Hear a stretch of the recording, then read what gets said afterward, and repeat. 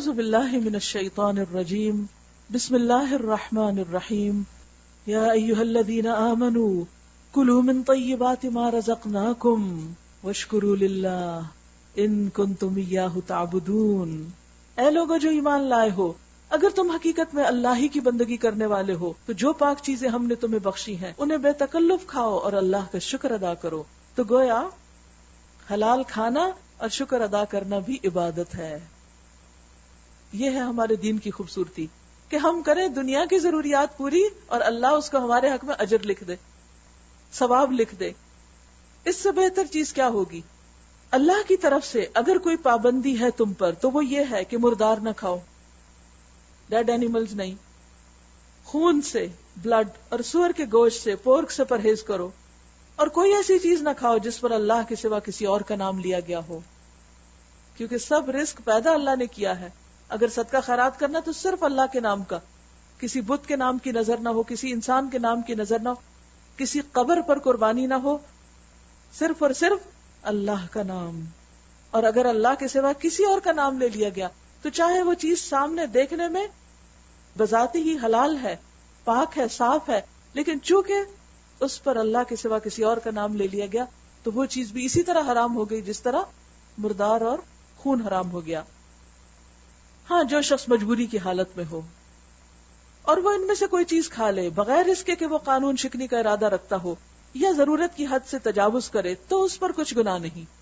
یعنی تھوڑا بہت کھا لینا اور دل میں اس چیز کی خواہش نہ ہونا کہ او اچھا موقع مل گیا، اب تو کہیں پانی نہیں اور مرنے لگے، چلو اس بہانے شراب تو چکھیں. یعنی شوق نہ ہو اس کے کھانے کا. اور پھر یہ ہے کہ صرف جان بچانے کے لیے ایک لقمہ یا ایک گھونٹ ہی لیا جائے، اس سے پیٹ نہ بھرنا شروع کر دے انسان. ان اللہ غفور الرحیم، اللہ بخشنے والا اور مہربان ہے. ایسے لوگوں کو وہ معاف کر دے گا جو مجبوری میں تھوڑا سا حرام چکھ لیں جان بچانے کے لیے، کیونکہ جان بچانا فرض ہے. حق یہ ہے کہ جو لوگ ان احکام کو چھپاتے ہیں جو اللہ نے اپنی کتاب میں نازل کیے ہیں اور تھوڑے سے دنیاوی فائدوں پر انہیں بھیٹ چڑھاتے ہیں، وہ دراصل اپنے پیٹ آگ سے بھر رہے ہیں. اہل کتاب کے علماء لوگوں کے سامنے خود ساختہ دین پیش کرتے اور ان کو دین کے نام پر ایسی ایسی باتیں بتاتے کہ جن کا کوئی ثبوت نہیں تھا، اور لوگ بھی چونکہ بلائنڈلی ان کو فالو کرتے تھے لہذا وہ انہی کے طریقوں پہ چلنے لگتے. تو اللہ سبحانہ وتعالی یہاں پر ایسے علماء کو خاص طور پر تنقید کا نشانہ بنا رہے ہیں اور ان کو ڈانٹ پلا رہے ہیں کہ جو لوگ اپنی دنیا کی خاطر، اپنے فائدوں کی خاطر حق کو چھپا دیتے ہیں، حق بات نہیں بتاتے تاکہ ان کے مفادات پر ضرب نہ پڑے، اور اس کے وجہ سے لوگوں کو ان کے من پسند مسئلے بتا کر ان سے نذرانے وصول کرتے ہیں، تو یہ سب نذرانے پیٹ میں آگ کی طرح ہیں. قیامت کے دن یہ آگ بن کے اٹھیں گے. قیامت کے روز اللہ ان سے ہرگز بات نہ کرے گا. اللہ تعالیٰ ایسے دینی، ریلیجس، بظاہر پائس، متقی، پرہیزگار علماء سے سخت ناراض ہے جو لوگوں کو مس لیڈ کریں، جو دنیا کی خاطر دین کو ڈسٹارٹ کریں. نہ انہیں پاکیزہ ٹھہرائے گا، وہاں ان کو سزا دے کر پاک بھی نہیں کرے گا، اور ان کے لیے دردناک سزا ہے. یہ وہ لوگ ہیں جنہوں نے ہدایت کے بدلے گمراہی خریدی، مغفرت کے بدلے عذاب مول لے لیا. کیسا عجیب ہے ان کا حوصلہ کہ جہنم کا عذاب برداشت کرنے کے لیے تیار ہیں. یہ سب کچھ اس وجہ سے ہوا ہے کہ اللہ نے تو ٹھیک ٹھیک حق کے مطابق کتاب نازل کی تھی، مگر جن لوگوں نے کتاب میں اختلافات نکالے وہ اپنے جھگڑوں میں حق سے بہت دور نکل گئے. نیکی یہ نہیں کہ تم اپنے چہرے مشرق کی طرف کر لو یا مغرب کی طرف، یعنی کسی خاص سمت کو فالو کرنا نیکی نہیں. نیکی کیا ہے؟ وَلَكِنَّ الْبِرَّ مَنْ آمَنَ بِاللَّهِ وَالْيَوْمِ الْآخِرِ. نیکی یہ ہے کہ آدمی اللہ کو اور یوم آخر اور ملائکہ کو اور اللہ کی نازل کی ہوئی کتاب اور اس کے پیغمبروں کو دل سے مانے. ایک طرف ایمان کی بات ہے، دوسری طرف اللہ کی محبت میں اپنا دل پسند مال رشتہ داروں، یتیموں، مسکینوں، مسافروں پر، مدد کے لیے ہاتھ پھیلانے والوں پر اور غلاموں کی رہائی پر خرچ کرے. ایمان کے فوراً بعد کس چیز کا ذکر ہے؟ مال خرچ کرنے کا اور ضرورت مند لوگوں تک اس کو پہنچانے کا. اور نماز قائم کرے اور زکوٰۃ دے. یعنی نماز کا ذکر یہاں بھی بعد میں ہے، اس کا یہ مطلب نہیں نماز پڑھے نہیں، اس کا مطلب یہ ہے کہ نماز اپنی جگہ، لیکن بندوں کی ضروریات کو یہاں مقدم رکھا گیا. اس سے یہ بھی پتہ چلتا ہے کہ اللہ کو اپنے بندوں سے کتنی محبت ہے. اور نیک وہ لوگ ہیں کہ جب عہد کریں تو اس سے وفا کریں، وعدے پورے کریں، اور تنگی اور مصیبت کے وقت میں اور حق و باطل کی جنگ میں صبر کریں. یہ ہے راست باز لوگ، اور یہی لوگ متقی ہیں. اے لوگو جو ایمان لائے ہو. اب یہاں بھی تقوی کی بات ہے. تو متقی کون ہوتے ہیں؟ جن کے اندر یہ ساری صفات ہوتی ہیں جن کا اوپر ذکر کیا گیا ہے، کہ جس میں ایمان کی بات بھی ہے، مال خرچ کرنے کی، نماز اور زکوٰۃ کی، وعدہ پورا کرنے کی، مشکلات میں صبر کرنے کی، اور خصوصاً جنگ کے موقع پر. یہی لوگ اپنے ایمان میں سچے ہیں. دراصل اے لوگو جو ایمان لائے ہو، تمہارے لیے قتل کے مقدموں میں قصاص کا حکم لکھ دیا گیا ہے. اب اسلامی قوانین کی کچھ باتیں یہاں پر ہوں گی. آزاد آدمی نے قتل کیا تو اس آزاد ہی سے بدلہ لیا جائے گا، یعنی جس نے قتل کیا قاتل وہی مقتول کے بدلے میں مارا جائے گا. غلام قاتل ہو تو وہ غلام ہی قتل کیا جائے، اور عورت اس جرم کی مرتکب ہو تو اس عورت ہی سے قصاص لیا جائے. ہاں اگر کسی قاتل کے ساتھ اس کا بھائی کچھ نرمی کرنے کے لیے تیار ہو تو معروف طریقے کے مطابق خون بہا کا تصفیہ ہونا چاہیے، یعنی آپس میں نیگوشیشن کر کے معافی تلافی کی جا سکتی ہے. اور قاتل کو لازم ہے کہ راستی کے ساتھ خون بہا ادا کرے. یہ تمہارے رب کی طرف سے تخفیف اور رحمت ہے، یعنی قانون تو وہ ہے لیکن ایکسپشنل صورت بھی بتا دی گئی. اس پر بھی جو زیادتی کرے اس کے لیے دردناک سزا ہے. عقل اور خرد رکھنے والو، تمہارے لیے قصاص میں زندگی ہے. امید ہے کہ تم اس قانون کی خلاف ورزی سے پرہیز کرو گے. کتب علیکم اذا حضر احدکم الموت ان ترک خیرا، تم پر فرض کیا گیا ہے کہ جب تم میں سے کسی کی موت کا وقت آئے اور وہ اپنے پیچھے مال چھوڑ رہا ہو تو والدین اور رشتہ داروں کے لیے معروف طریقے سے وصیت کرے. یہ حق ہے متقی لوگوں پر. اب تقوی والوں کی ایک اور صفت بیان کی گئی، یعنی تقوی کسی مسجد میں بیٹھ جانے کا نام نہیں، تقوی کسی خاص لباس کے پہن لینے کا نام نہیں، تقوی کسی مخصوص غذا کے کھانے کا نام نہیں، تقوی اس چیز کا نام نہیں کہ انسان بولے نہ، ہنسے نہ، کسی سے میل جول نہ کرے کہ یہ بڑا متقی پرہیزگار انسان ہے، تو ہر چیز سے پرہیز کیے ہوئے. حلال چیزوں کا استعمال کرنا تقوی ہے، اور اللہ کے احکامات کی تابعداری تقوی ہے. مال ہے، اور مال کمائے گا تو ہوگا نا، مال ہے تو پھر اس کی وصیت کرنا اور اس کو حقداروں تک پہنچانا، یہ بھی تقوی کا کام ہے. پھر جنہوں نے وصیت سنی اور بعد میں اسے بدل ڈالا تو اس کا گناہ ان بدلنے والوں پر ہوگا. اللہ سب کچھ سنتا اور جانتا ہے. البتہ جس کو یہ اندیشہ ہو کہ وصیت کرنے والے نے لا علمی یا جان بوجھ کر حق تلفی کی ہے اور پھر معاملے سے تعلق رکھنے والوں کے درمیان وہ اصلاح کرے تو اس پر کچھ گناہ نہیں. یعنی اگر کسی کو کوئی وصیت دے رہا ہے لکھ کر یا لکھوا رہا ہے اس سے، اور لکھنے والا یہ دیکھے کہ یہ درست بات نہیں تو اسے چاہیے کہ وہ اسے تبدیل کروائے. اللہ بخشنے والا اور رحم فرمانے والا ہے. یا ایھا الذین آمنوا کتب علیکم الصیام کما کتب علی الذین من قبلکم لعلکم تتقون. اے لوگو جو ایمان لائے ہو، تم پر روزے فرض کر دیے گئے جس طرح تم سے پہلے انبیاء کے پیروکاروں پر فرض کیے گئے تھے. یعنی صرف تمہیں پہ یہ مشقت نہیں ڈالی جا رہی بلکہ یہ تو شروع سے ہوتا آ رہا ہے. اس سے توقع ہے کہ تم میں تقوی کی صفت پیدا ہوگی. اور تقوی کیا ہے؟ اللہ کا ڈر جو انسان کو گناہوں سے روک دے، گناہوں سے بچنا جو انسان کو جہنم کی آگ سے بچنے میں مدد دے. تقوی اس کیفیت کا نام ہے جس میں انسان کانشیسلی اللہ کی طرف رجوع کرتا ہے، لوگوں سے نہیں ڈرتا، اللہ سے ڈرتا ہے، اکیلے میں بھی سب کے سامنے بھی. وہ ایک شعوری زندگی گزارتا ہے. وہ آنکھیں بند کر کے لا علمی اور غیر یقینی کی زندگی نہیں بسر کرتا. وہ بلائنڈ فالوئنگ نہیں کرتا بلکہ وہ ہر کام اللہ کی رضا کی خاطر اللہ کی مرضی کے مطابق کرتا ہے. اور رمضان کے روزے انسان کے اندر تقوی لاتے ہیں کیونکہ اس میں انسان کو بھوکا پیاسا رہنا پڑتا ہے. اور کس کے حکم سے بھوکا پیاسا رہتا ہے؟ اللہ کے حکم سے. تو ہر وقت اللہ کی یاد آتی رہتی ہے. کہیں چھپ کے بھی انسان اپنا روزہ نہیں توڑتا. کیوں؟ اس لیے کہ اللہ سے ڈرتا ہے. اس کو اپنا یہ ثواب اللہ سے لینا ہوتا ہے. اسی لیے اللہ تعالیٰ فرماتے ہیں کہ الصوم لی وانا اجزی بہ، روزہ میرے لیے اور میں خود اس کی جزا دوں گا کیونکہ بندے نے میری وجہ سے یہ کھانا پینا چھوڑا. تو یہ بات صرف روزے کے لیے نہیں ہونی چاہیے. مومن کی تو ساری زندگی روزہ ہے. اور افطار تو کل ہوگی. ساری زندگی روزہ ہے. یہ روزہ ہر معاملے میں ہے کہ جہاں جس کے ساتھ بھی معاملہ کرے خدا خوفی کے ساتھ کرے. جن جن گناہوں سے اللہ نے بچنے کے لیے کہا ہے ان سے بچیں. اور اس خاص مہینے میں تو ٹریننگ سے گزارا جاتا ہے کہ اگر تم اللہ کے حکم سے کھانا پینا چھوڑ سکتے ہو تو حرام بھی چھوڑ سکتے ہو, گناہ بھی چھوڑ سکتے ہو.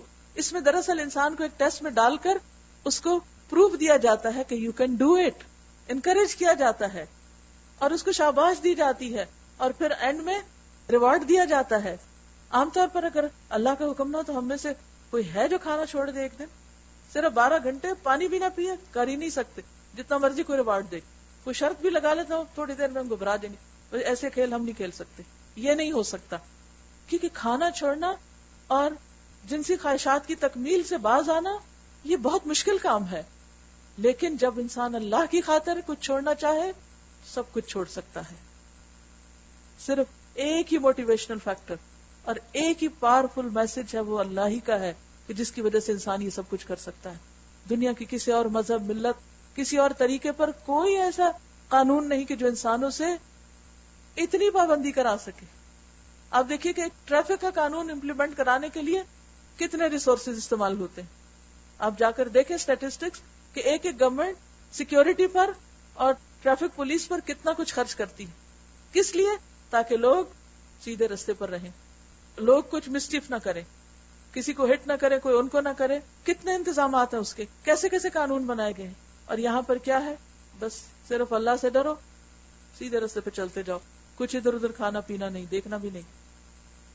تو سب کرتے ہیں. کتنی حیرت کی بات ہے, سب میریکل. اس سے اللہ تعالیٰ بندوں کو یہ بھی بتاتا ہے کہ تمہارے اندر کا پوٹینشیل کتنا ہے, تم کتنا میکسیمم سٹریچ کر سکتے ہو. اور پھر گرمیوں میں روزے اور پھر سردیوں میں روزے, ہر ایک کی اپنی اپنی اپنی خصوصیت. آپ دیکھیے کہ اللہ نے ہمارے اندر ذہن میں بھی خزانے رکھے, ہمارے جسم میں بھی بڑی طاقت رکھی. ہمارے اندر بہت کچھ ہے لیکن ہم ایکسپلور نہیں کرتے, مر جاتے اور دماغ کا ایک حصہ بھی استعمال نہیں کرتے. تو روزے رکھوا کے اللہ تعالیٰ ہمیں ہماری لمٹس بتاتا ہے کہ you can do it, go and do it. اور جب ہم کر لیتے ہیں تو پھر ہمارے اندر ایک سینس آف اچیومنٹ ہوتی, یس آئی کین ڈو. اور پھر اس تجربے سے گزر کر آپ ہر مشکل اسائنمنٹ کو, ہر مشکل کام کو آپ کیا کہتے ہیں کہ آئی کین ڈو اٹ. آپ اس کو اسٹریچ کر سکتے ہیں. ہمارے اندر اس سے کہیں زیادہ کیپیسٹی جتنا آپ سب اس وقت کام کر رہے ہیں. ہماری نیند بھی کم ہوتی ہے اور ہم پھر بھی سروائیو کرتے ہیں رمضان میں اور خوش رہتے ہیں. ہم کھاتے بھی کم ہے تب بھی جی رہے ہوتے ہیں. اور کبھی کوئی مرا نہیں روزہ رکھ کے, کہ کہیں کسی نے کہا ہو کہ روزہ رکھ کے مر گیا اور یہ تراویح پڑھ کے مر گیا. لیکن عام دنوں میں ہماری نماز کیا ہوتی ہے, جلدی جلدی ختم کر لیتے ہیں. تو یہ ایک پورا ٹریننگ پیریڈ ہے جو اللہ نے اس لیے رکھا ہے کہ تمہیں اپنی صلاحیتوں اور طاقتوں کا پتہ چلے جس کے بارے میں تم خود بھی بے خبر ہو. لعلکم تتقون, اور یہی تقوی ہے کہ انسان کی آنکھیں کھل جائیں, دل کھل جائے. تقوی یہی تو ہے تاکہ اسے نظر آنے لگے کہ وہ دنیا میں زیادہ سے زیادہ بہتر کیا کیا کام کر سکتا ہے. ایام معدودات, فکر نہیں کرو, چند دن ہیں, نمبرڈ ڈیز ہیں. فمن کان منکم مریضا, پھر بھی اللہ رحیم ہے, اچھا ہے جو بیمار ہے, او علی سفر, یا سفر پر ہے, فعدۃ من ایام اخر, دوسرے دنوں سے گنتی پوری کر لو. لیکن سال میں 29 یا 30 دن یہ کام کرنا ہی کرنا ہے. وعلی الذین یطیقونہ فدیہ, جو طاقت نہیں رکھتے بس وہ فدیہ دے دیں, جیسے بوڑھے یا ایسے لوگ بیمار جن کی بیماری کبھی ٹھیک نہ ہو. اور کتنا ہے فدیہ؟ طعام مسکین, مسکین کا کھانا. اور جو اپنی خوشی سے کچھ زیادہ بھلائی کرے, یعنی ایک کھانا نہیں زیادہ دے دے, زیادہ مسکینوں کو کھلا دے, فہو خیر لہ, تو اسی کے حق میں بہتر ہے. یہاں آپ دیکھیے کہ اللہ تعالیٰ ایک طرف تو قانون بتا دیتے کہ یہ ہے اتنا تو کرنا ہے, لیکن زیادہ بھی کرو. زیادہ کرو گے تو اور اچھا ہے, جتنا زیادہ کرو. اس لیے جب اللہ کا کوئی حکم مانا تھا تو بہت ناپ تول کے نہ کیا کرے. ہر کوئی پوچھ رہا تھا کتنے ڈالر فدیہ ہے, کیا دینا ہوگا. اب اس سال بڑھ تو نہیں گیا, ایک کھانا دینا ہے کہ 2 دینے, اتنے سوال کرتے ہیں. وجہ کیا ہے؟ کرنا نہیں چاہتے, کیوں مشکل لگتا ہے. لیکن ہم نہیں سوچتے کہ آج کھلائیں گے تو کل خود کھلائے جائیں گے. جنت کے کھانے ایسے تھوڑی مل جائیں گے جب تک کسی اور کو نہیں یہاں کھلائیں گے. وَأَن تَصُومُوا خَيْرٌ لَكُمْ, اور یہ کہ تم روزہ رکھو تمہارے حق میں یہی بہتر ہے. بیمار بھی ہو, سفر پہ بھی ہو, اور اگر سمجھتے ہو کہ رکھ ہی نہیں سکتے پھر بھی رکھ کے تو دیکھو. بہت دفعہ ایسا ہوتا ہم پہلے سے کہہ دیتے نا میں بیمار ہوں, ڈاکٹر کا پتہ کرتے ہیں, کوئی کہہ دے کہ بس تم تو روزے نہ ہی رکھو تمہارے حق میں اچھا ہے. اچھا میں پریگننٹ ہوں رکھوں کہ نہ رکھوں، اچھا میں بچے کو دودھ پلا رہی ہوں رکھوں کہ نہ رکھوں، بھائی رکھ کے دیکھو، رکھ سکتے ہو تو رکھ لو، اور اگر مرنے لگو تو کھول لو. وَأَن تَصُومُوا خَيْرٌ لَكُمْ، روزہ رکھو یہی زیادہ اچھا ہے. ان کنتم تعلمون. شہر رمضان الذی انزل فیہ القرآن، رمضان کا مہینہ وہ ہے جس میں قرآن اتارا گیا. لہذا رمضان اور قرآن ساتھ ساتھ. اور حقیقت یہ ہے کہ جو قرآن رمضان میں سمجھ آتا ہے اور جس طرح دل پہ اثر کرتا ہے وہ عام دنوں میں ویسا ہوتا ہی نہیں. کیا ہے قرآن؟ ھدی للناس، سارے انسانوں کے لیے ہدایت. کیسے جائے گی ان تک؟ سب مل کے پہنچائیں گے تو جائے گی نا. وبینات من الہدی والفرقان، اور روشن نشانیاں ہدایت اور فرقان کی، یعنی جو حق و باطل، صحیح اور غلط کا فرق کر دینے والی چیز ہے. قرآن ہی کو فرقان بتایا گیا ہے کہ جس کی تعلیمات بالکل واضح ہیں اور جو اچھے برے کا فرق کھول کے بتا دیتی ہے. لہٰذا اب سے جو شخص اس مہینے کو پائے اس کو لازم ہے کہ اس پورے مہینے کے روزے رکھے، اور جو کوئی مریض ہو یا سفر پر ہو تو وہ دوسرے دنوں میں روزوں کی تعداد پوری کر لے. اللہ تمہارے ساتھ نرمی کرنا چاہتا ہے، سختی کرنا نہیں چاہتا. بس کیا کرو؟ گنتی پوری کرو. وَلِتُكْمِلُوا الْعِدَّةَ وَلِتُكَبِّرُوا اللَّهَ عَلَى مَا هَدَاكُمْ، اور تاکہ تم گنتی پوری کرو اور تاکہ تم اللہ کی بڑائی بیان کرو. یعنی اپنا فرض پورا کر لو اور اس کے ساتھ ساتھ اللہ کی عظمت کا ذکر کرو، کیونکہ اس نے تمہارے لیے رخصت رکھی. عَلَى مَا هَدَاكُمْ، اس پر جو اس نے تمہاری رہنمائی کی. وَلَعَلَّكُمْ تَشْكُرُونَ، اور تاکہ تم شکر گزار ہو. کس بات پر شکر گزار؟ کہ اللہ نے یہ روزے مقرر کیے، اور پھر اللہ نے سہولتیں بھی رکھ دی. اس میں ہر چیز میں ایکسیپشنز ہوتی ہیں اور ایکسیپشنل کیسز ہوتے ہیں. وَإِذَا سَأَلَكَ عِبَادِي عَنِّي فَإِنِّي قَرِيبٌ، رمضان دعاؤں کا مہینہ بھی ہے، لہٰذا خوب خوب دعائیں کریں. اور اللہ سبحانہ و تعالیٰ یقین دلا رہے ہیں کیا؟ اور اے نبی میرے بندے اگر تم سے میرے متعلق پوچھیں تو انہیں بتا دو کہ میں ان سے بہت قریب ہوں. پکارنے والا جب مجھے پکارتا ہے میں اس کی پکار سنتا اور جواب دیتا ہوں. اور ویسے بھی حدیث میں آتا ہے دعوت الصائم لا ترد، روزہ دار کی دعا رد نہیں ہوتی. سارا دن آپ روزے سے ہیں، سارے دن میں جتنی چاہے دعائیں مانگے، اٹھتے بیٹھتے چلتے پھرتے. خاص سحری میں بھی قبولیت کا وقت ہوتا ہے، افطار کے وقت بھی اللہ سبحانہ وتعالی ہم سے خوش ہو رہے ہوتے ہیں. للصائم فرحتان، ہم بھی خوش ہوتے ہیں، اللہ بھی خوش ہوتا ہے. تو اس وقت بھی دعا کریں، تراویح کے وقت بھی کریں، قرآن پڑھ کے بھی کریں. تو یہ خوب خوب دعاؤں کا مہینہ ہے. جو جو مانگنا ہے لسٹ بنا لے، اور پھر اس کو خاص طور پر آخری طاق راتوں کی ہر رات میں اس کو روز روز مانگے، تاکہ کوئی ایسی دعا آپ کی رہ نہ جائے کہ جو آپ کو مانگنی چاہیے. پیچھے اللہ نے فرمایا استعینوا بالصبر والصلاۃ، تو پھر یہ کرنے کا وقت ہے. اور اگر ہم چاہتے ہیں کہ دعائیں قبول ہوں تو کیا کریں؟ فَلْيَسْتَجِيبُوا لِي وَلْيُؤْمِنُوا بِي لَعَلَّهُمْ يَرْشُدُونَ. دو کام. نمبر 1 کہ بندے اللہ کی پکار پہ لبیک کہیں، جب وہ بلائے تو حاضر ہو جائیں. اور نمبر 2 اللہ پر ایمان لائیں، یعنی اس پر اعتماد رکھیں کہ وہ سب کرے گا. یہ بات تم انہیں سنا دو. لَعَلَّهُمْ يَرْشُدُونَ، شاید کہ وہ راہ راست پا لیں. آپ دیکھیں کہ شیطان ہمیشہ وسوسہ ڈالتا ہے، تمہاری دعا نہیں سنی جائے گی، چلو کسی کو کہہ دو وہ کر دے تمہارے لیے، اور خود چھٹی. جیسے بنی اسرائیل خود دنیا کمانے میں لگے، کھانے پینے مانگے، اور جب کہا کہ گائے ذبح کرو تو کہا یا موسیٰ ادع لنا، تم ہمارے لیے جا کے دعا کرو، تم ذرا مسئلہ حل کر کے آؤ.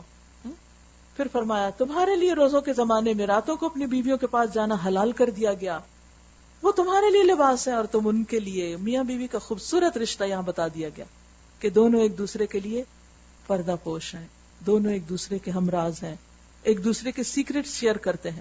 لہٰذا ہسبینڈ کو وائف کی اور وائف کے ہسبینڈ کے سیکرٹس ادھر ادھر لیک نہیں کرنے چاہیے. اسی طرح دونوں کو ایک دوسرے کی زینت ہونا چاہیے، جیسے لباس ایک زینت ہوتا ہے. دونوں کو ایک دوسرے کی کیئر کرنی چاہیے، جیسے لباس ہمارے لیے گرمی سردی سے بچاؤ کا ذریعہ ہوتا ہے. دونوں کو ایک دوسرے کے قریب رہنا چاہیے، جیسے لباس جسم کے قریب ہوتا ہے. اس میں بہت سی غور و فکر کی باتیں ہیں. ہن لباس لکم وانتم لباس لہن، اور دونوں کے تعلق کو ایک دوسرے کے لیے برابر کا بتایا گیا، جیسے تم ان کے لیے ویسے وہ تمہارے لیے.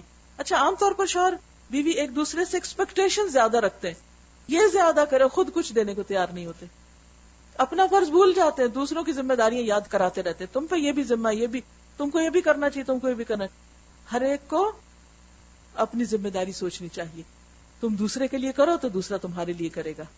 اور یاد رکھیے حقوق مانگنے اور کھینچنے اور ناراض ہونے سے کبھی نہیں ملتے. حقوق ہمیشہ دینے سے ملتے ہیں. ایک دوسرے کو دینے والے بن جائے, ایک دوسرے کے لیے کیئرنگ بن جائے, ایک دوسرے کے لیے محبت کرنے والے بن جائے, ایک دوسرے کو پروٹیکٹ کرنے والے بن جائے, تو انشاءاللہ آپ کو خود بخود ہی ملتا جائے گا جو آپ چاہتے ہیں اپنے لیے. Give and take. علم اللہ انکم کنتم تختانون انفسکم.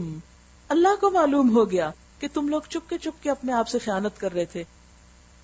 کہ رمضان کی راتوں میں شوہر اور بیوی کا تعلق, اس کے بارے میں پہلے حکم نہیں تھا تو لوگ ڈاؤٹ میں تھے, اور پھر ان کا تعلق قائم ہو بھی جاتا تو ان کے اندر ایک گلٹ رہتی کہ پتہ نہیں ہم ٹھیک کر رہے ہیں یا نہیں. اور ایک حقیقت ہے کہ جب دین کا علم نہیں ہوتا, کسی معاملے کے پر شرح صدر نہیں ہوتا, تو انسان کے اندر ایک گلٹ ہوتی ہے ہمیشہ. کبھی گلٹ کے ساتھ نہ جئیں, ہمیشہ اس گلٹ کو دور کر لیں. فاسألوا اہل الذکر ان کنتم لا تعلمون. جاؤ پوچھو ان سے جن کو پتا ہے اگر تمہیں خود نہیں پتا. تو کسی بھی کام کو کر کے اگر شک ہو, اگر یوں لگے ٹھیک نہیں کر رہے, تو ضرور پھر کسی ایسے کو پوچھیں کہ کیا کرنا چاہیے, تاکہ آپ جو کام کریں اسے پوری طرح انجوائے کریں. کیونکہ جب تک انسان کا ہارٹ کسی چیز میں نہیں ہوتا, جس چیز میں دل نہیں ہوتا, خواہ وہ شوہر بیوی کا تعلق ہو, خواہ وہ دنیا کا کوئی کام ہو, تو اس وقت تک انسان اس کا حق ادا نہیں کر سکتا. تو اس لیے بہت ضروری ہے کہ اگر کوئی بھی کام کر رہے ہیں اور دل میں شک آ گیا ہے تو اس شک کو دور کر لیں. فتاب علیکم وعفا عنکم.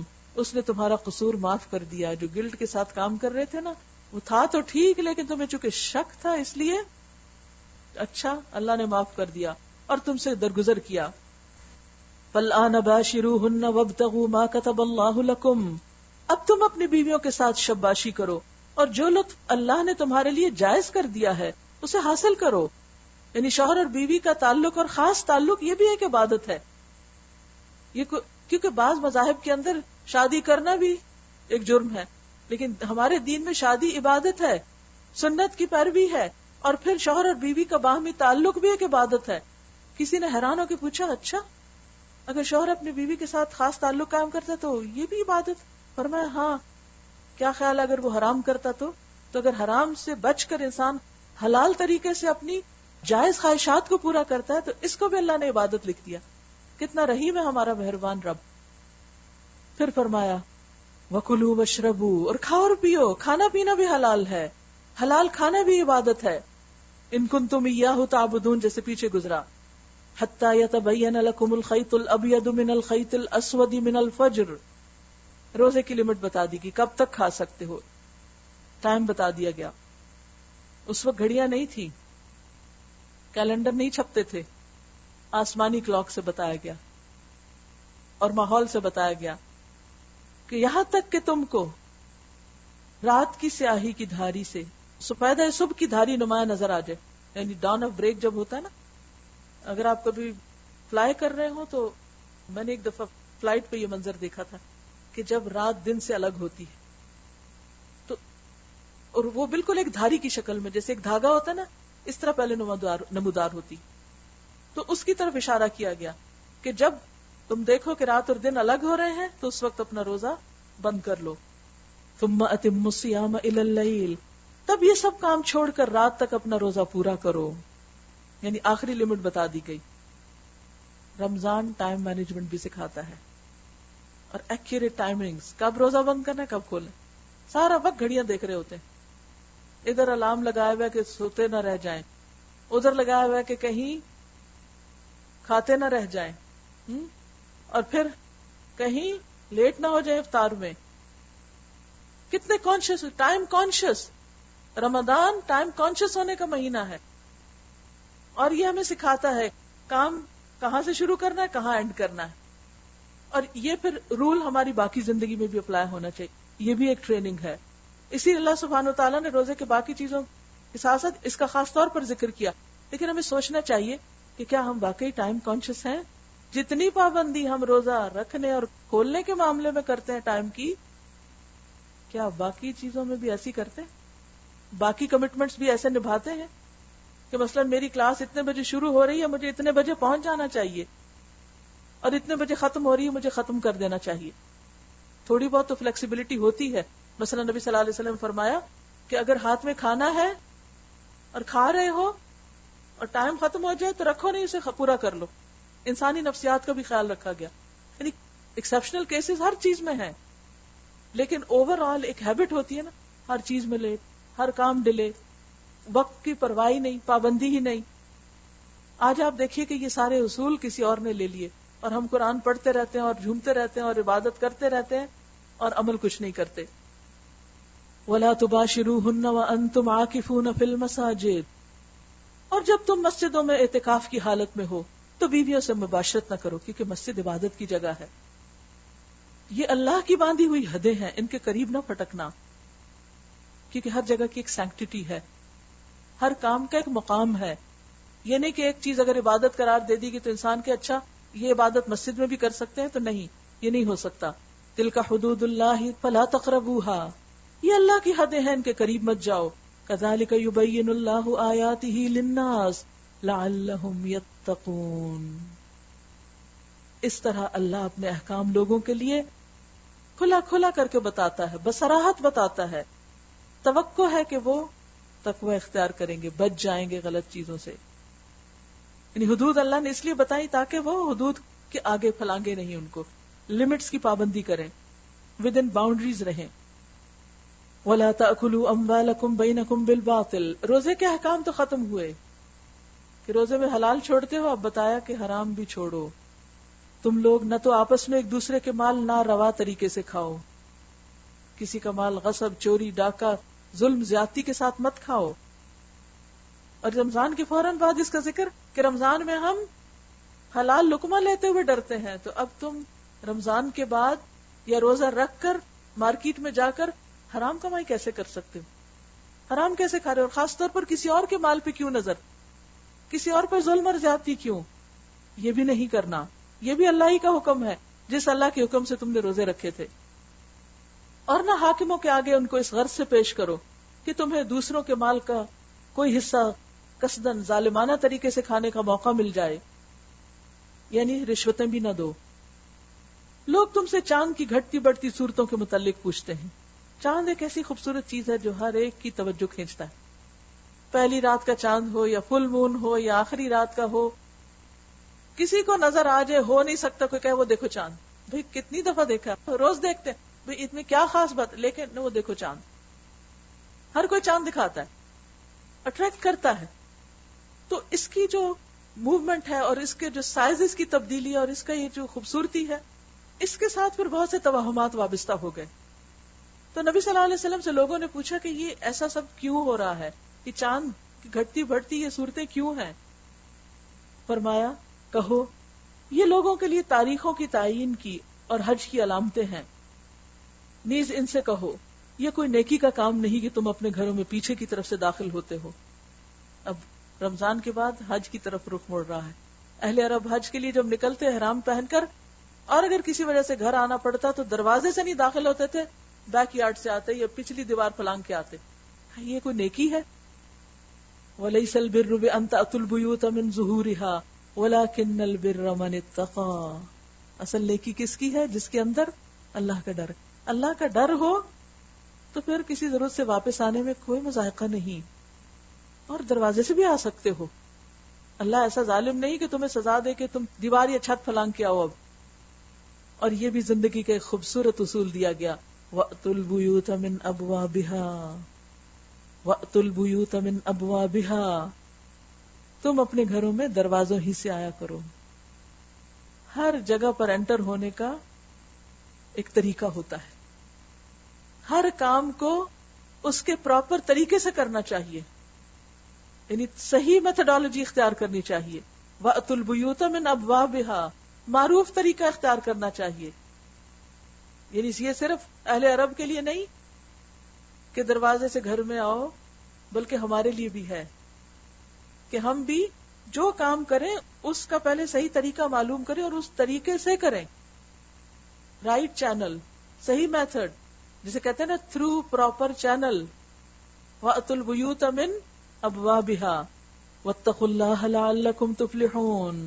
اور اصل چیز کیا ہے؟ اللہ کا تقوی، اور اسی میں ہے تمہاری کامیابی.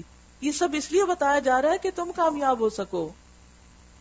وَقَاتِلُوا فِي سَبِيلِ اللَّهِ الَّذِينَ يُقَاتِلُونَكُمْ وَلَا تَعْتَدُوا، اور تم اللہ کی راہ میں ان لوگوں سے لڑو جو تم سے لڑتے ہیں، مگر زیادتی نہ کرو کہ اللہ زیادتی کرنے والوں کو پسند نہیں کرتا. یعنی اللہ کا نام لے کر بھی کسی پہ زیادتی نہیں کر سکتے.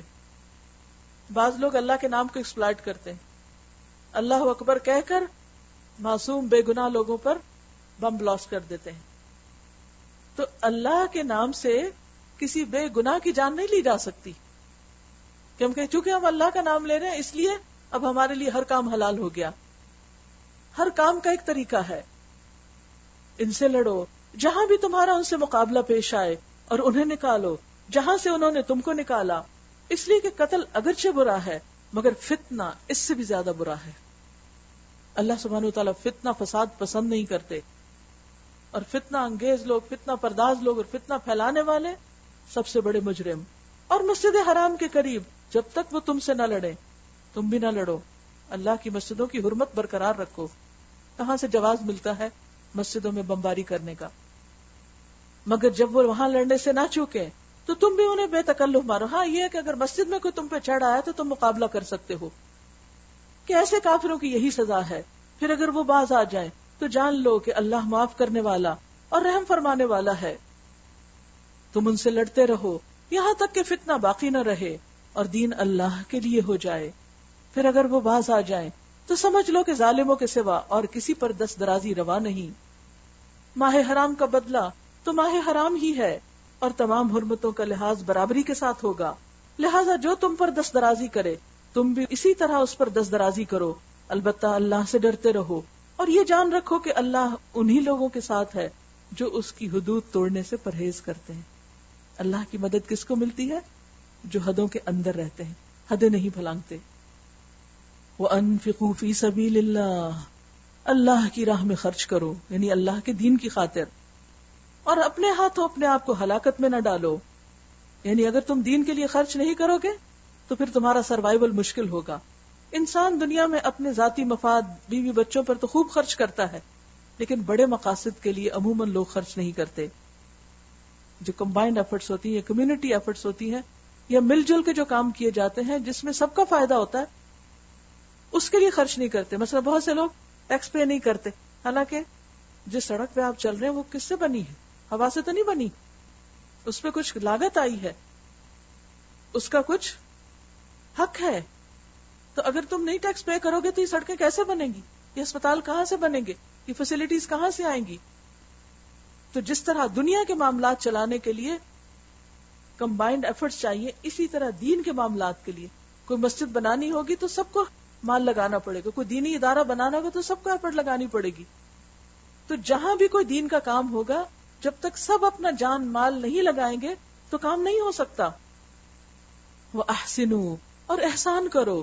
ان اللہ یحب المحسنین، اللہ محبت رکھتا ہے محسنین سے. محسن کون ہوتا ہے؟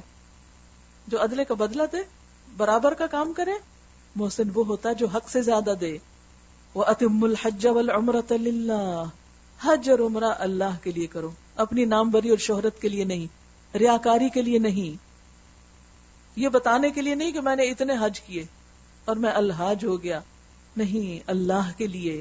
فَإِنْ أُحْصِرْتُمْ، پھر اگر تم گھیر لیے جاؤ تو جو قربانی میسر آئے اللہ کی جناب میں پیش کرو، اور اپنے سر نہ مونڈو جب تک کہ قربانی اپنی جگہ نہ پہنچ جائے. اب یہ کچھ ریچولز کا ذکر ہے، جب آپ حج پہ جائیں تو ساری تفصیلات پڑھ لیں، اور اس پہ کیسٹس بھی موجود ہیں، کتابیں بھی موجود ہیں. تو اگر آپ کا اس سال ارادہ ہو تو رمضان کے فوراً بعد پڑھنا لکھنا شروع کر دیجئے. بغیر علم کے حج کرنے مت جائیے. مگر جو شخص مریض ہو یا جس کے سر میں کوئی تکلیف ہو اور اس بنا پر اپنا سر منڈوا لے تو اسے چاہیے کہ فدیے کے طور پر روزے رکھے یا صدقہ دے یا قربانی کرے. پھر اگر تمہیں امن نصیب ہو جائے اور تم حج سے پہلے مکے پہنچ جاؤ تو جو شخص تم میں سے حج کا زمانہ آنے تک عمرے کا فائدہ اٹھائے وہ حسب مقدور قربانی دے. اور اگر قربانی میسر نہ ہو تو 3 روزے حج کے زمانے میں اور 7 گھر پہنچ کر اس طرح پورے 10 روزے رکھ لے. یہ رعایت ان لوگوں کے لیے ہے جن کے گھر بار مسجد حرام کے قریب نہ ہو. واتقوا اللہ واعلموا ان اللہ شدید العقاب، اللہ کے ان احکام کی خلاف ورزی سے بچو، یعنی تقوی اختیار کرو حج کے موقع پر بھی. جان لو کہ اللہ سخت سزا دینے والا ہے. الحج اشہر معلومات، حج کے مہینے سب کو معلوم ہیں. حج ان کے علاوہ نہیں ہوتا. یعنی اگر آپ کہیں کہ آپ کو سردیوں کا مہینہ بہت سوٹ کرتا ہے اس لیے آپ اپنی کنوینئنس سے جا کے ساری جگہوں پر پھر آ کے آ جائیں گے اور آپ کا حج ہو گیا، تو نہیں ہوگا. کیونکہ یہ بھی ایک ریکوائرمنٹ ہے کہ ایک وقت، ایک جگہ، ایک دن اور ایک مہینے میں لوگ اکٹھے ہوں، کیونکہ اجتماعیت کا اپنا فائدہ ہے. فمن فرض فیہن الحج فلا رفث ولا فسوق ولا جدال فی الحج. جو شخص ان مقرر مہینوں میں حج کی نیت کرے اسے خبردار رہنا چاہیے کہ حج کے دوران میں اس سے کوئی شہوانی فعل، کوئی بے حیائی کا کام، کوئی بد عملی، کوئی لڑائی جھگڑے کی بات سرزد نہ ہو. یہ حج کا سفر اور تعلیمات دی جا رہی ہیں کہ بے حیائی نہیں، لڑائی جھگڑا نہیں، گناہ کے کام نہیں. کیوں؟ اس لیے کہ بہت سے لوگ اکٹھے ہو رہے ہیں. یہی تعلیمات ہیں ہر اکٹھی ہونے والی جگہ پر، جہاں بھی مسلمان اکٹھے ہوں. مسجد میں اکٹھے ہوں تو وہاں بھی یہی حکم ہے. کیا؟ نہ بے حیائی، نہ لڑائی جھگڑا اور نہ گناہ کے کام. کسی دینی ادارے میں دین کا کام، دین کی خدمت کرنے کے لیے اکٹھے ہو تو بھی یہی حکم ہے. کوئی بے حیائی نہیں، کوئی ایسی باتیں ایک دوسرے کو مت کرو، گالی گلوچ نہ دو. گالی گلوچ جو ہے وہ بھی بے حیائی کا کام ہے. کوئی بد زبانی، کوئی بد اخلاقی نہیں. اسی طرح ولا فسوق، نہ کوئی گناہ کا کام، ولا جدال، اور نہ کوئی جھگڑا. کیونکہ جہاں لوگ اکٹھے ہوں گے وہاں اگر یہ کام شروع ہو گئے تو مقصد پیچھے چلا جائے گا اور کام تقوی کی روح سے خالی ہو جائیں گے. اور پھر اللہ کو صرف ظاہری ریچولز نہیں چاہیے. وما تفعلوا من خیر یعلمہ اللہ. جو بھی تم کرو گے نیکی کا کوئی کام، اللہ اس کو جانتا ہے. لوگ نہیں جانتے تو کیا ہوا، اللہ تو جانتا ہے. کیا لوگوں سے ریوارڈ لینا ہے؟ ہرگز بھی نہیں. لوگ کیا دے سکتے ہیں؟ لوگ تو بیچارے خود مسکین فقیر، لوگ کسی کو کیا دے سکتے ہیں؟ لہذا لوگوں سے سودا نہیں کرنا چاہیے نیکیوں کا. کوئی بھی نیکی کرے تو اللہ کے لیے، اس کا صلہ اور جزا چاہے تو اللہ سے، کیونکہ جو جزا وہ دے سکتا ہے وہ کوئی اور دے ہی نہیں سکتا، اور وہ کبھی ختم بھی نہیں ہوگی.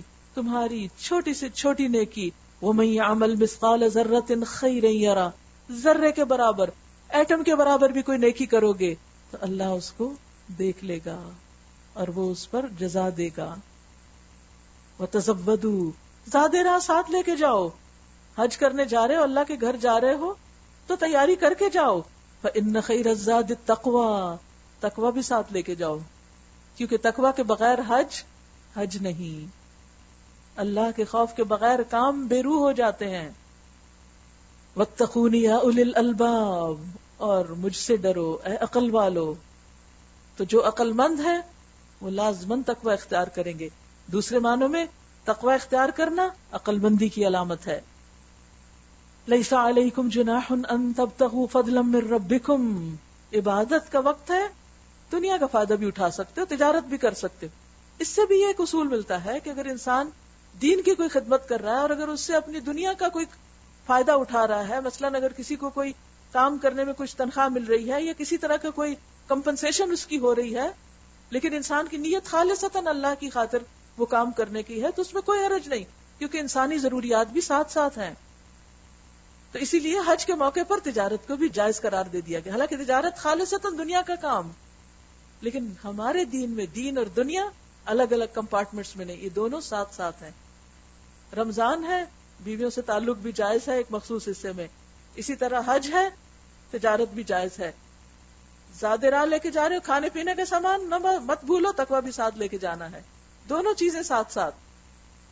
پھر جب عرفات سے چلو تو مشعر حرام مزدلفہ کے پاس ٹھہر کر اللہ کو یاد کرو، کیونکہ حج کا موقع ہے ہی اللہ کی یاد کا. اور اس طرح یاد کرو جس کی ہدایت اس نے تمہیں دی ہے، یعنی خود ساختہ طریقے نہ نکالو ذکر کے، ورنہ اس سے پہلے تو تم لوگ بھٹکے ہوئے تھے. پھر جہاں سے اور سب لوگ پلٹتے ہیں وہیں سے تم بھی پلٹو. اپنے آپ کو خاص مت کرو، کیونکہ اہل عرب کہتے تھے ہم تو خاص لوگ ہیں لہٰذا ہم وہاں نہیں جائیں گے جہاں عوام جاتی ہے. نہیں، اللہ کے گھر میں سب برابر ہیں، سب کو ہی آنا ہوگا، وہ سارے ریچول سب کو ادا کرنے ہوں گے، سب کے ساتھ مل کے چلنا ہوگا. واستغفر اللہ، اور اللہ سے معافی چاہو.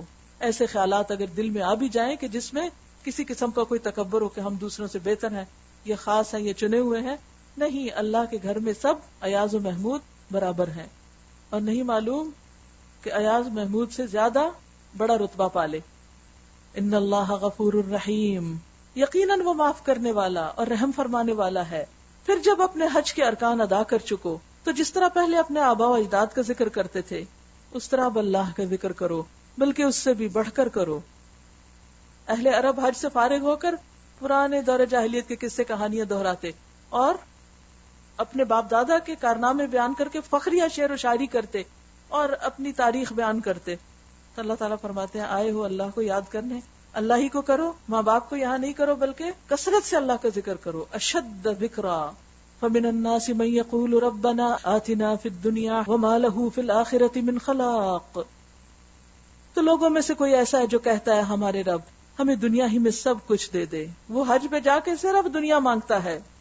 ایسے شخص کے لیے آخرت میں کوئی حصہ نہیں، کیونکہ دنیا کے لیے گیا تھا، دنیا ہی دیکھتا رہا، بازاروں میں ہی گھومتا رہا اور دنیا ہی مانگ کے واپس آ گیا. دنیا وہاں بھی نہ چھوٹی، جبکہ مقصد کیا تھا وہاں کہ سب کچھ چھوڑ کر اللہ کے حضور حاضر ہو. اور کوئی کہتا ہے اے ہمارے رب ربنا آتنا فی الدنیا حسنۃ وفی الآخرۃ حسنۃ وقنا عذاب النار. اے ہمارے رب ہمیں دنیا میں بھی بھلائی دے اور آخرت میں بھی بھلائی اور آگ کے عذاب سے ہمیں بچا. ایسے لوگ اپنی کمائی کے مطابق، کوشش کے مطابق دونوں جگہ حصہ پائیں گے. جو دنیا کے لیے جتنا کرے گا اتنی دنیا ملے گی، اور جو آخرت کے لیے جتنا کرے گا اس کے مطابق آخرت ملے گی. اصل میں کام کی جگہ تو یہی دنیا ہی ہے، یہی کرنا ہے، دنیا کے لیے کریں یا آخرت کے لیے کریں. اور بعض اوقات دنیا کے لیے کرتے ہوئے بھی نیت آخرت کی ہو تو انسان اس سے بھی آخرت کما لیتا ہے. اور کچھ لوگ دین کے لیے کرتے ہوئے بھی نیت خراب ہے تو صرف دنیا ہی کماتے ہیں، آخرت کچھ نہیں لیتے، آخرت کا حصہ نہیں ہوتا. تو اٹ ڈیپینڈس کہ آپ کی سوچ کیا ہے. اور اللہ کو حساب چکاتے کچھ دیر نہیں لگتی. یہ گنتی کے چند روز ہیں جو تمہیں اللہ کی یاد میں بسر کرنے چاہیے، یعنی حج اور ذکر ساتھ ساتھ. کسی نے پوچھا نبی صلی اللہ علیہ وسلم سے بہترین حج کون سا ہے، تو آپ نے کیا فرمایا؟ جس میں کثرت سے اللہ کا ذکر کیا جائے. پھر جو کوئی جلدی کر کے 2 ہی دن میں واپس ہو گیا تو کوئی حرج نہیں، اور جو کچھ دیر زیادہ ٹھہر کے پلٹا تو بھی کوئی حرج نہیں، بشرطے کہ یہ دن اس نے تقوی کے ساتھ بسر کیے. واتقوا اللہ